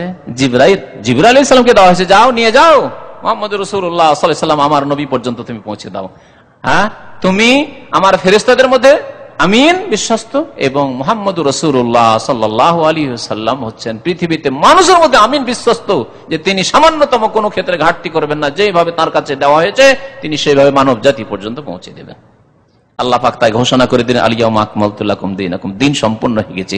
কোন রকমের মুহাম্মদুর রাসূলুল্লাহ সাল্লাল্লাহু আলাইহি ওয়াসাল্লাম অভাব ত্রুটি ঘাটতি রাখেননি যে আরো কিছু বিদাতীদের বিদাত বাড়াইতে হবে, মিলাদ বাড়াইতে হবে, নিয়ত উচ্চারণ বাড়াইতে হবে, কিয়াম বাড়াইতে হবে, কবরগুলি পাকা করতে হবে, চাদর চড়াইতে হবে, সব বাড়াইতে হবে না, সব রাখা হয়নি ইসলামে। শবে বারাত বাড়াইতে হবে, শবে মেরাজ বাড়াইতে হবে, সবিনা পড়া বাড়াইতে হবে, কুলখানি বাড়াইতে হবে। এর জন্য আল্লাহ পাক রব্বুল আলামিন কোন রাস্তা রাখেননি, আমানত দিয়ে দিয়েছেন জিবরাইল আলাইহিস সালাম আমিনের মাধ্যমে পৃথিবীর আমিন মুহাম্মদুর রাসূলুল্লাহ সাল্লাল্লাহু আলাইহি ওয়াসাল্লামের কাছে, আর তিনি আমাদের কাছে আমানতের সাথে পৌঁছিয়ে দিয়েছেন সাল্লাল্লাহু আলাইহি ওয়াসাল্লাম। ওমা সাহিবুকুম বিমাজনুন, তারপর আল্লাহ বলছেন, হে মানুষ তোমাদের সঙ্গী, হে সাহাবায়ে কেরাম, হে আরবের মুশরিকরা তোমাদের সঙ্গী অর্থাৎ মুহাম্মদুর রাসূলুল্লাহ সাল্লাল্লাহু আলাইহি ওয়াসাল্লাম তিনি উন্মাদ নন, পাগল নন। তোমরা পাগল বলো, পাগল পাগল এরকম কথা বলে, পাগলের তো খেয়াল থাকবে না কি বলছে না বলছে। পাগল এত সুন্দর কথাবার্তা বলতে পারে, আল্লাহর কথা তিনি পেশ করছেন তোমাদের কাছে। ওয়ালাকাদ রাআহু বিল উফুকিল মুবিন, এবং নিশ্চয়ই তিনি মুহাম্মদ সাল্লাল্লাহু আলাইহি ওয়াসাল্লাম রাআহু তাকে দেখেছিলেন, অর্থাৎ জিবরাইল আলাইহিস সালামকে দেখেছিলেন, বিল উফুকিল মুবিন সুস্পষ্ট দিগন্তে। জিবরাইল আলাইহিস সালামকে হাদিসে রয়েছে নবী করিম সাল্লাল্লাহু আলাইহি ওয়াসাল্লাম দুইবার দেখেছেন, একবার পৃথিবীতে, একবার সাত আকাশের উপরে। একবার পৃথিবীতে দেখেছিলেন হীরা পাহাড়ের কাছে, যখন নবী করিম সাল্লাল্লাহু আলাইহি ওয়াসাল্লাম দেখলেন জিবরাইল আলাইহিস সালামকে, কাদ সাদ্দাল উফুক, মনে হচ্ছে একটি দিগন্ত পুরো ঘিরে ফেলেছেন তিনি। 600 ডানা নিয়ে, 600 পাখা নিয়ে একটি দিগন্ত মানে একটি দিক, এই দিক থেকে উত্তর পূর্ব কর্নার থেকে দক্ষিণ পূর্ব কর্নার পর্যন্ত মনে করেন একটি দিগন্ত পুরো ঘিরে ফেলেছেন, আর কিছু দেখা যায় না। জিবরাইল আলাইহিস সালাম, জিবরাইল আলাইহিস সালাম, আল্লাহু আকবার, এত বড় বিশাল মাখলুক আল্লাহ পাক রব্বুল আলামিন জিবরাইল আলাইহিস সালাম এখানে দেখেছিলেন। আর 7 আসমানে মেরাজে গিয়ে নবী করিম সাল্লাল্লাহু আলাইহি ওয়াসাল্লাম জিবরাইলকে আসল রূপে দেখেছেন, আসল রূপে দুইবার দেখেছেন। আর মানুষের রূপে অদৃশ্য, কথা হচ্ছে শুনছেন, কথা বলছেন কিন্তু দেখতে পান না, এরকম ওহী, বিভিন্ন রকম আওয়াজ হচ্ছে একটা ওহীর, কিন্তু তিনি দেখেন না। স্বপ্নে, জাগ্রত অবস্থায়, বিভিন্ন অবস্থায় নবী করিম সাল্লাল্লাহু আলাইহি ওয়াসাল্লাম জিবরাইলকে দেখেছেন, কিন্তু আসল রূপে মাত্র দুইবার দেখেছেন। ওয়ামাহু আলাল গায়বি বিজানিন, এবং তিনি মুহাম্মদ সাল্লাল্লাহু আলাইহি ওয়াসাল্লাম গায়বের ক্ষেত্রে, কোরআন হচ্ছে আমরা জানতাম না যদি আল্লাহ না জানাতেন, অদৃশ্য। গায়বের ক্ষেত্রে, ওহীর ক্ষেত্রে, ওহী গায়ব আসমান থেকে এসেছে, এই ক্ষেত্রে তিনি কৃপণ ছিলেন না। কৃপণ কি করে? অফুরন্ত টাকা থাকলেও ব্যয় করতে চায় না। আর ওই রকমই দেখবেন কিছু আলেম শ্রেণী আছে খুব কৃপণ, দিতে চায় না। আলেম এলেম আছে কিন্তু মানুষকে দিতে চায় না, একটু বলেন 5 মিনিট বলেন, না না না বলবে না, কিছু দিতে চায় না। আপনার কাছে আছে, দিতে হবে, এলেম থাকলে দিতে হবে, টাকা পয়সা থাকলে দান করতে হবে অভাবীদেরকে, এটা হচ্ছে তার সহি তরিকা। নবী করিম সাল্লাল্লাহু আলাইহি ওয়াসাল্লামের কাছে যখন এলম আসলো, আসমানের এলম, ওহীর এলম আসলো, তিনি সেই ক্ষেত্রে কৃপণতা করেননি। যা এসেছে তিনি সেইভাবে পৌঁছে দেন। বাল্লিগ মা উনজিলা ইলাইক, আল্লাহ বলছেন হে নবী যা নাজিল হচ্ছে তা আপনি পৌঁছিয়ে দিন। তাহলে তিনি এখানে কৃপণতা করেননি। আর কেউ কেউ এর অর্থ করেছেন, জানিন মানে করেছেন যে তিনি এই ক্ষেত্রে অপবাদ যোগ্য ছিলেন না, যে তার উপর অপবাদ দেওয়া যেতে পারে না যে তিনি এই ক্ষেত্রে কোন রকমের খেয়ানত করেছেন, ঘাটতি বাড়তি করেছেন, এই করেননি। এই অর্থ কেউ কেউ করেছেন, দুটি অর্থ করা হয়েছে তাফসিরে। এখানে কৃপণতার অর্থ করা হয়েছে, তাই না? এটি হচ্ছে সবচেয়ে মশহুর, কিন্তু দ্বিতীয় অর্থ মনে রাখবেন। যেগুলি অর্থ নেই আপনাদের তাফসিরে নোট করে নিতে পারেন। ওমা হুয়া বিকাউলি শাইতানির রাজিম, এবং এই কোরআনুল কারীম বিতাড়িত শয়তানের বাণী নয়, শয়তানের কথা নয়। কারণ তারা কখনো কখনো বলতো, মক্কার মুশরিকরা, আরবের মুশরিকরা, যে মুহাম্মদ সাল্লাল্লাহু আলাইহি ওয়াসাল্লাম জাদুকর, জাদুকর কাছে শয়তান আসে, কাহেন জ্যোতিষীর কাছে শয়তান আসে, কুটকুটি কানে বলে যে এই হবে, এই কথাগুলি বলো। তিনি গণকও নন, জ্যোতিষীও নন, আর তিনি জাদুকর নন যে শয়তান এসে বলবে। শয়তানের বাণী নয়, এ হচ্ছে আল্লাহ পাক রব্বুল আলামিনের বাণী। জিবরাইল আলাইহিস সালাতু সালাম আমিনের মাধ্যমে এসেছে। ফাইনা তাযহাবুন, এসব কথা শোনা সত্ত্বেও কোথায় যাচ্ছ, কোন দিকে বিভ্রান্ত হয়ে ছুটে বেড়াচ্ছ? আল্লাহ বলছে ফাইনা তাযহাবুন, কোন দিকে তোমরা যাচ্ছ? কোরআনের দিকে যেতে চাও না? আসমানের ওহীর দিকে যেতে চাও না? আল্লাহর বিধানের দিকে যেতে চাও না? ইন হুয়া ইল্লা যিকরুন লিল আলামিন, তা তো একমাত্র সারা বিশ্ব জাহানের জন্য উপদেশ। এই কোরআন হচ্ছে সারা বিশ্ব জাহানের জন্য উপদেশ। এখানে বিশ্ব জাহান বলতে মানুষ এবং জিন, কারণ মানুষ এবং জিনের জন্য আল্লাহ পাক আল কোরআন নাযিল করেছেন। সুতরাং আলামিন মানে এখানে বিশেষ আলামিন, দুটি মখলুক, মানব কুল এবং জিন কুল, এদের জন্য কোরআনে কারীম হচ্ছে উপদেশ স্বরূপ। তাতে থেকে যারা উপদেশ নেবে তারা মুমিন জিন, মুমিন মানুষ, আর যারা উপদেশ গ্রহণ করবে না, নেবে না, গাফিলতিতে থাকবে, তারা এ থেকে বঞ্চিত থাকবে, এর বরকত থেকে বঞ্চিত থাকবে। লিমান শাআ মিনকুম আন ইস্তাকিম, তোমাদের মধ্যে যারা চাইবে সোজা থাকার, সরল পথে থাকার, তাদের জন্য এতে উপদেশ রয়েছে। তাহলে ওই উপদেশ থেকে উপকৃত কি হবে? যেই ব্যক্তি সোজা চলতে চাইবে, আমি সোজা চলবো, সোজা খাবো, সোজা দিন পালন করব, সোজা আল্লাহকে ডাকবো, সোজা পথে আমি ইবাদত বন্দেগী করব, নবীর তরিকা ছাড়া আমার কাছে চিশতি, নকশবন্দি, মুজাদ্দিদি, সাহারওয়ার্দী, কাদেরী এসব নেই, এইসব তরিকা নেই। আমার কাছে তরিকা একমাত্র রাসূলুল্লাহ সাল্লাল্লাহু আলাইহি ওয়াসাল্লামের, রাস্তা একমাত্র তার বাতলানো, প্রত্যেকটি ক্ষেত্রে আমার কাছে দলিল কোরআন এবং সুন্নাহ থেকে লাগবে। এই পথে যেই ব্যক্তি চলবে তার জন্য কোরআনে উপদেশ রয়েছে। লিমান শাআ মিনকুম, তোমাদের মধ্য থেকে যেই ব্যক্তি চাইবে আন ইস্তাকিম, সোজা সরল পথে চলার, তার জন্য উপদেশ রয়েছে। ওয়া মা তাশাউনা, কিন্তু মনে রেখো যে তোমরা চাইতে পারবে না, তোমাদের চাওয়াতে হবে না, ইল্লা আন ইয়াশা আল্লাহু রাব্বুল আলামিন, যতক্ষণ আল্লাহ পাক যিনি বিশ্বজাহানের প্রতিপালক পালনকর্তা তিনি না চাইবেন। আল্লাহ যা চাইবেন, আল্লাহর চাওয়ার পরে তোমার চাওয়ার অধিকার আছে। তাহলে এই আয়াত দ্বারা বোঝা যায় যে মানুষের চাওয়ার অধিকার আছে, কিন্তু এই মানুষের চাওয়ার অধিকার হচ্ছে, বা মানুষের ক্ষমতা আল্লাহর ক্ষমতা, আল্লাহর ইচ্ছা আল্লাহর চাওয়ার অন্তর্ভুক্ত, আওতাভুক্ত। এর একটি উদাহরণ দিচ্ছি, তাহলে বুঝে আসবে। আল্লাহ চান বান্দার ক্ষেত্রে, মানুষও চাই, নিজের ক্ষমতা আছে আমার চাওয়ার, এখন আমার উঠে যাওয়ার ইচ্ছা আছে, এটি আমার চাওয়ার ক্ষমতা আছে, বসে থাকার আমার ইচ্ছা আছে, আমি ইচ্ছা করলে বসে থেকে গেলাম 2 ঘন্টা, কিন্তু আমার চাওয়ার ওপরে আল্লাহ পাকের চাওয়া। এমন পেটের অবস্থা খারাপ হলো, আর 1 মিনিট বসে থাকতে পারলাম না, হতে পারে না? এমন ব্যথা শুরু হলো যে হাসপাতালে পৌঁছে, তো এটা কার চাওয়া? আমার চাওয়া, আল্লাহর চাওয়ার অন্তর্ভুক্ত আমার চাওয়া। এখন আমাকে হাসপাতালের কথা চাইতেই হইল, আর বাড়ির কথা আমি চাইতে পারলাম না, বাড়ির আশা আকাঙ্ক্ষা করতে পারলাম না, ঠিক না?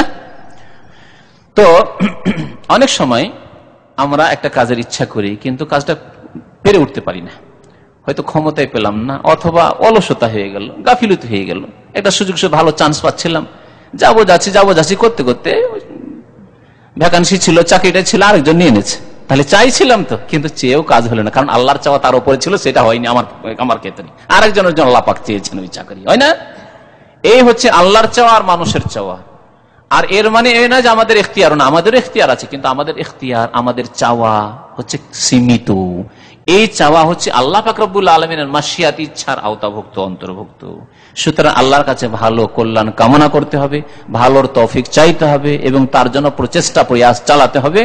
আল্লাহ পাক এই আদেশ করেছেন। সুতরাং নামাজ পড়তে হবে, তারপরে আল্লাহর কাছে জান্নাত চাইতে হবে। আমার চাওয়া আমি চাইবো, আমার কর্ম আমি করবো, তারপর আল্লাহ পাককে বলবো আল্লাহ তুমি জান্নাত আমার নসিব করি। নামাজ পড়বো না বলে আল্লাহ যেটা চাইবেন সেটা তো হবে না। এই কথাবার্তা আপনি জানলেন কেমন করে আল্লাহ কি চেয়েছেন আপনার ব্যাপারে? আপনি তো জানেন না আল্লাহ কি চেয়েছেন। সুতরাং আমাদেরকে ভালো চাইতে হবে, আল্লাহ আমাদের জন্য ভালোই চাইবেন ইনশাআল্লাহ তাআলা। আল্লাহ পাক যেন আমাদেরকে বোঝার তৌফিক দান করেন, ইলম শিখার তৌফিক দান করেন, এবং সহি ইলম মোতাবেক, কোরআন সুন্নাহ মোতাবেক আমল করার তৌফিক দান করেন। আল্লাহ পাকের কালাম কোরআনুল কারীম আমাদেরকে যেন অনুধাবন করার, বোঝার, তার সহি ইলম হাসিল করার, সহি তাফসীর জানার তৌফিক দান করেন, এবং তার সার্বিক জীবনে বাস্তবায়নের তৌফিক দান করেন। আমিন। সাল্লাল্লাহু আলা নবিয়িনা মুহাম্মদ ওয়া আলা আলিহি ওয়া সাহবিহি আজমাইন। সবকিছু পৃথিবী যখন নতুন তৈরি হবে, আর এই জমিন ছাড়া আর জমিন হবে, তখন আল্লাহ পাক রব্বুল আলামিন, রাসূল সাল্লাল্লাহু আলাইহি ওয়াসাল্লাম যে হাদিস রয়েছে যে সূর্য তোমাদের একবার নিকটবর্তী হবে, সেটা একেবারে কিয়ামতের বিচারের সময়ের অবস্থা, আর ঘামে মানুষ হাবুডুবু করবে, তাহলে সূর্য থাকবে, হাদিস দ্বারা প্রমাণিত হয়।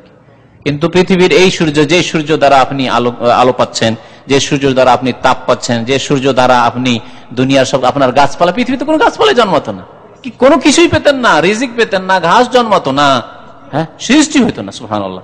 তো এই সূর্য ধ্বংস হয়ে যাবে, যার কথা কোরআনে ঠিক আছে, ইযা শামসু কুবিরাত, দেখবে কিন্তু খেয়াল থাকবে না। দেখেন অনেক সময় মানুষ যখন বিব্রত অবস্থায় থাকে, আপনাকে দেখছি, আমার চাক্ষুষ প্রমাণ হচ্ছে দেশ থেকে এসছে, বাংলাদেশ থেকে ছুটি কাটিয়ে, আর ওই জামে মসজিদে 300 লোকের মধ্যে অনেকে সালাম মুসাফা করছে, তার মধ্যে ও নাকি করেছে। আমার এখন পর্যন্ত মনে হয় না যে সালাম করেছে। 3-4 দিন হয়ে যাচ্ছে, মনে মনে চিন্তা করলাম যে আইনুল হক কি ব্যাপার, আসলো দেশ থেকে সালাম করলো না, দেখলাম বক্তব্য সামনে শুনলো, দেশ থেকে আসলো সালাম করলো না, কেমন কথা। আব্দুল খালেককে একদিন টেলিফোনে কথা হলো, আমি করলাম অথবা সেই করেছে, কথা হইলো, কি ব্যাপার আইনুল হক আমার সাথে দেখা করলো না? বলছে না, আপনার সাথে সালাম মুসাফা করেছে তো। তাহলে দুনিয়াতে আমি এত ব্যস্ত না, পেরেশান না, শুধু মানুষের সাথে সালাম মুসাফা, কেমন আছেন, ভালো আছেন, কে মাসলা জিজ্ঞেস করছে, এদিক থেকে মাসলা জিজ্ঞেস করছে, কে এদিকে আর কি কিছু করছে, কে এদিক থেকে হাল খাইরিয়াত খবর জিজ্ঞেস করছে। এই পেরেশানিতে যদি আমি ভুলে যাই যে এই লোক দেখা করলো না, তাহলে সেই দিন যখন নাফসি নাফসি, হাই জান্নাতে যেতে পারবো, হিসাব দিতে পারবো, জবাব দিতে পারবো, না জাহান্নামে চলে যাবো, পুলসেরাত পার হতে পারবো, নবীর সাফাত পাবো, তখন কোনো খোঁজ খবর থাকবে না। এই কথাই তো বলেছেন নবী সাল্লাল্লাহু আলাইহি ওয়াসাল্লাম আয়েশাকে, যে আয়েশা তুমি এই ফিকির করছো যে লজ্জা স্থানে কেউ নজর দিবে, আল্লাহ আমর আসাদ্দু মিন আন ইয়ানজুরা বাযুহুম ইলা বায, এর চাইতে মামলা এত কঠিন থাকবে যে ভ্রুকে ভাবে না কি অবস্থায় আছি না আছে, আর কে কি অবস্থায় আছে, আমি কোন অবস্থায় উলঙ্গ আছি এটাও খেয়াল হবে না। মানুষ যখন জীবন নিয়ে পালায়, যদি দেখে যে অস্ত্র নিয়ে চলে আসছে খুন করার জন্য আর পালাইছে, তখন লুঙ্গি খুলে পড়ে গেছে, খোঁজ খবর থাকবে নাকি? লুঙ্গির খোঁজ না যে কোনখানে খুলে পড়েছে বলতে পারবে না। দুনিয়াতে এরকম দৃশ্য হয়ে যায় অনেক সময়। এগুলি সব নফল ইবাদত, না পড়লে কোনো গুনাহ হবে না, কিন্তু না পড়লে হয়তো শয়তান বিরক্ত করতে পারে, পড়লে তো আপনার ফায়দা, তারপরে নেকি তো আছেই। ওয়ালাইকুম আসসালাম ওয়া রাহমাতুল্লাহ। আল্লাহ সহি সালামত রাখুক, আল্লাহ সুস্থ রাখুক ইনশাআল্লাহ, ফি আমানিল্লাহ। আলহামদুলিল্লাহ এই বয়সে আলহামদুলিল্লাহ এখানে সৌদি আরবে এসে যে সহি কথা বুঝতে শিখেছেন, আলহামদুলিল্লাহ খুব খুশির ব্যাপার এটা। কিন্তু কারণ এরকম হাড় মজবুত হয়ে যাওয়ার পর আমাদের দেশের লোক হেদায়েতই হতে চায় না, আলেমরা হেদায়েত হতে চায় না। এতদিন কি করলাম, এতদিন বুঝলাম না, ঘাস খেয়ে পড়েছি। এই আত্ম অহংকারী জাহান্নামে চলে যাচ্ছে, শিরক বিদআত করছে, কোরআন হাদিসের কথা পড়ছি যে এতদিন আমরা 60 বছর বয়স হয়ে গেল, সঠিক ইসলামই বুঝতে পারলাম না। এই আত্ম অহংকারের থেকে বরবাদ হয়ে গেল। কিন্তু আল্লাহ পাক রব্বুল আলামিন এরকম একটা মানুষকে হিদায়াত করেছে। সেই দিন কথা বলছে তো আমি আশ্চর্য, যে বাপরে মনে হচ্ছে যে কত দিনের ছাত্র এবং তাওহীদ আর সুন্নাতের কথা কত যে পড়েছে, আমি আশ্চর্য। না শুনলে আমার বিশ্বাসই হইতো না কেউ যদি এসে শোনাইতো এরকম কথা। না না না, সাধারণ মানুষ আলহামদুলিল্লাহ। হেদায়েত আল্লাহর নিয়ামত, ইউতিহা মান ইয়াশা, যালিকা ফাদলুল্লাহ ইউতিহা মান ইয়াশা, যাকে ইচ্ছা আল্লাহ দিতে পারেন। আগে পরে কোরআনে কারিমে ওই তরতিব খেয়াল রাখা, পর্যায়ক্রম খেয়াল রাখা হয়নি। কিছু দৃশ্য এমন বয়ান করা হয়েছে যেটা হয়তো বিচার দিবসের হাসর মাঠে, আর কিছু দৃশ্য দেখানো হয়েছে বা তুলে ধরা হয়েছে যেগুলি হচ্ছে যখন সিংহায় ফুৎকারের সময়, হ্যাঁ, পৃথিবী ধ্বংস হচ্ছে ওই সময়, এখন মানুষ জীবন্ত আছে বা বেহুশ হচ্ছে ওই অবস্থায়। হ্যাঁ, না, ধারাবাহিকতা কোরআনে কারিমে নেই। কোরআনে কারিমে বিভিন্ন দৃশ্যগুলিকে তুলে ধরা হয়েছে। তখনকার যুগে যে অবস্থায় মানুষরা ছিল কোরআনে কারীম নাযিল হওয়ার সময়, তখনকার যুগে এই ধারাবাহিকতা বুঝে চলবে মানুষ, এরকম ছিল না মানুষের অবস্থা। এত শিক্ষাগত উন্নত ছিল না মানুষ। মানুষ যেভাবে বুঝে সেভাবে মানুষকে বোঝানো হয়েছে, যে কথাগুলি মোটা মোটা কথাগুলিতে বোঝা যায়। এই জন্য উট বুঝতো, সেটা আল্লাহ পাক উটের কথা তুলে ধরেছেন। আফালা ইয়ানজুরুনা ইলা ইবিলি কাইফা খুলিকাত, উটকে কেমন করে দেখো, তো উটটা দেখলে তো আল্লাহকে চিনতে পারবে। এখনকার লোককে উট দেখে আল্লাহকে কি জানবে না। এখনকার লোককে বলতে হয় যে মেডিকেল সায়েন্স পড়ো আর দেখো যে কতগুলি অঙ্গ প্রত্যঙ্গ আছে, আর শিরা উপশিরা আছে, আর সেগুলি কত কিভাবে রক্তগুলি চলাচল হচ্ছে, আর রক্ত কিভাবে ফ্রেশ হচ্ছে, কিডনির কাজ কি, তোমার হার্টের কাজ কি, এগুলি। কিন্তু হার্টের কাজের কথা যদি তখন শোনানো হয়তো, তখন কিছুই বুঝতো না। তখনকার লোকের আবু জাহল আবু লাহাব কিছুই বুঝতো না, ওমর রাদিয়াল্লাহু তাআলা কিছুই বুঝতো না তখন, ঠিক না? এই হচ্ছে কথা। সায়েন্সের যুগ ছিল না তখন, তখন যে যুগ ছিল সেইভাবে বোঝানো হয়েছে, আসমান দেখিয়ে, পাহাড় দেখিয়ে, এইসব দেখিয়ে বোঝানো হয়েছে। কখন পড়বেন এটা? আত্মায়াতের পরে, দরুদের পরে। হ্যাঁ হ্যাঁ, আছে, হাদিসে আছে, হাদিস আছে, জি জি, হাদিস আছে। বরং পড়বেন, পড়াই সুন্নত, পড়া সুন্নত। আমার দেশের মানুষেরা দোয়ায়ে মাসুরা মানে আল্লাহুম্মা ইন্নী যালামতু নাফসি ছাড়া আর কিছু জানে না, তাদের পুঁজি হচ্ছে এটি। কিন্তু এর সাথে শুনে রাখেন, 4টি জিনিস থেকে পানা চাওয়া, আল্লাহুম্মা ইন্নী আউযু বিকা মিন আযাবিল কবর, এটি হাদিস রয়েছে, সেই হাদিস বুখারী মুসলিমের হাদিস রয়েছে। তারপরে রয়েছে আপনার রব্বানা আতিনা ফিদ দুনিয়া হাসানা পড়া রয়েছে, আল্লাহুম্মা আইনি আলা যিকরিকা ওয়া শুকরিকা ইত্যাদি, এরকম বেশ কিছু দোয়া। তাছাড়া যে কোনো দোয়া আপনি চাইতে পারেন, আপনার যা মনে লাগে, যা আপনার আশা আকাঙ্ক্ষা রয়েছে মনে, তা চাইবেন। রব্বি হাবলি মিনাস সালিহিন, ছেলে মেয়ে চাইবেন। রব্বানা হাব লানা মিন আজওয়াজিনা, যে বিয়ে করেননি সে তা চাইবেন, ইত্যাদি ইত্যাদি। হ্যাঁ হ্যাঁ, আর কি সালাম ফেরার আগে এগুলো নিজের জন্য ছাড়া নিজের পরিবারের জন্য দোয়া করা যাবে না? কেমন কথা হলো? দোয়া মাসলা নিজের জন্য, শুধু সবার জন্য, নিজের জন্য, নিজের ছেলে মেয়েদের জন্য সব দোয়া করা যাবে। নবী সাল্লাল্লাহু আলাইহি ওয়াসাল্লাম বলেছেন বুখারীর হাদিস রয়েছে, ওয়ালিয়াতাখাইয়ার মিনাল মাসআলাতি আজাবু ইলাইহি, দরুদ পড়ে নেওয়ার পরে তোমার যেই দোয়া পছন্দ লাগে সেই দোয়া করো। আপনার পছন্দ লাগছে আমার স্ত্রীটা অসুস্থ আছে, বেচারা ভালো হোক, আমি নামাজের মধ্যে দোয়া করবো, করতে পারবেন না? আল্লাহুম্মা আসফি যাওজাতি, করতে পারবেন না? অবশ্যই করতে পারবেন, কেন পারবেন না করতে? হ্যাঁ হ্যাঁ, কুনুতের সাথে পড়া যাবে, কুনুতের সাথে পড়া যাবে। দোয়ার ক্ষেত্রে নামাজের মধ্যে দুটি, একটা হচ্ছে দুরুদের পরে সালামের পূর্বে, আর আরেকটা হচ্ছে কুনুতের জায়গায় ভেতরে। জি, সেজদায়, সেজদায় আরবিতে দোয়া করেন, যথাসাধ্য চেষ্টা করেন আরবিতে দোয়া খোঁজার চেষ্টা করেন। না পারলে তখন কেউ যদি না পারে করবে প্রয়োজনে নফল নামাজের বাইরেও দোয়া করতে পারেন। হ্যাঁ হ্যাঁ, রব্বানা আতিনা ফিদ দুনিয়া হাসানা ওয়া ফিল আখিরাতি হাসানা ওয়া কিনা আযাবান্নার সব সময় বলবেন, অসুবিধা কি, যে কোনো সময় এর জন্য।